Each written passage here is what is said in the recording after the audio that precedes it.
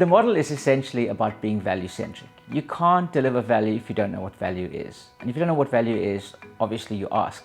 The problem with that is that value changes and it's dynamic. And that's why the way we work it is we assigned drivers to each part of employee value, customer value, financial value, societal value. You know, the thing about that is that there are hundreds of things you could do, but we took this kind of Pareto analysis perspective and we said, what are the 3 or 4 main things you could do that would make a big difference? So for instance, for employee value, the driver of employee value is a thing we call the Entrepreneurial Plan. And that kicks in from our first engagement. Before you've even joined the company, we go through a process of helping you uncover what is of value to you. You know, quite often people are so focused on adding value to the company, they don't know what is of value to them. So we go through the process of uncovering your passion, your skills, and really overlapping it with what is of value to customers. And in that area where there's an overlap between what is of value to you and where there's a demand for those same skills, we have a thing called the Entrepreneurial Plan.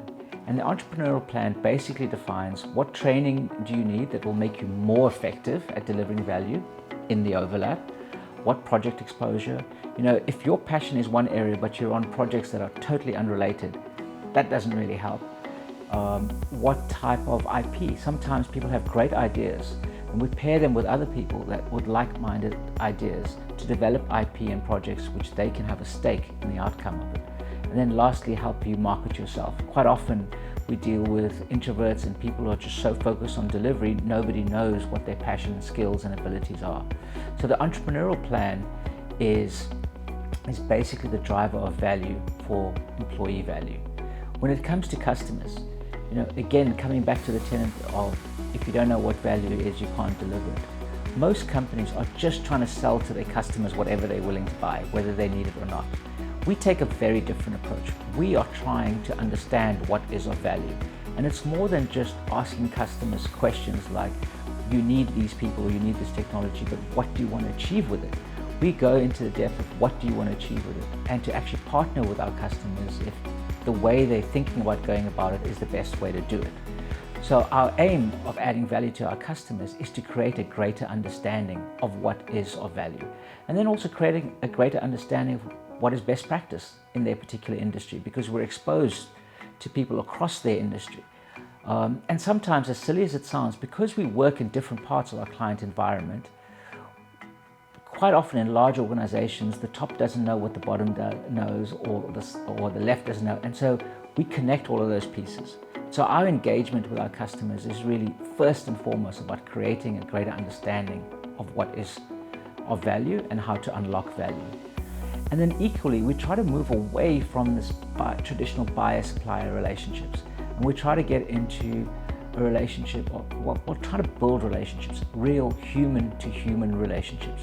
Because we think that only if you have a real relationship where you care about the person, not just the person that you're transacting with, but as a human being, and with a real curiosity to understand what is of value, not only to the company, but to that person, only then can you identify opportunities to add value. And when you get given that opportunity to add value, we have to deliver exceptionally, because otherwise it's just lip service, it's just talking about value.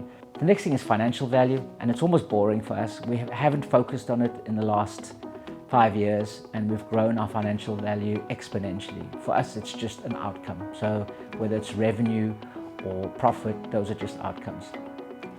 We expand those drivers outwards into how are we making a difference in society? Because if you have organizations that are very efficient and effective, but existing in a society that's broken, there's absolutely no point to that.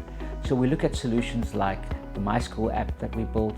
For the environment, we're looking at the Do One Thing app, where we can have a positive impact. And the drivers of that can be technology. And so that's where we're using technology to make a difference.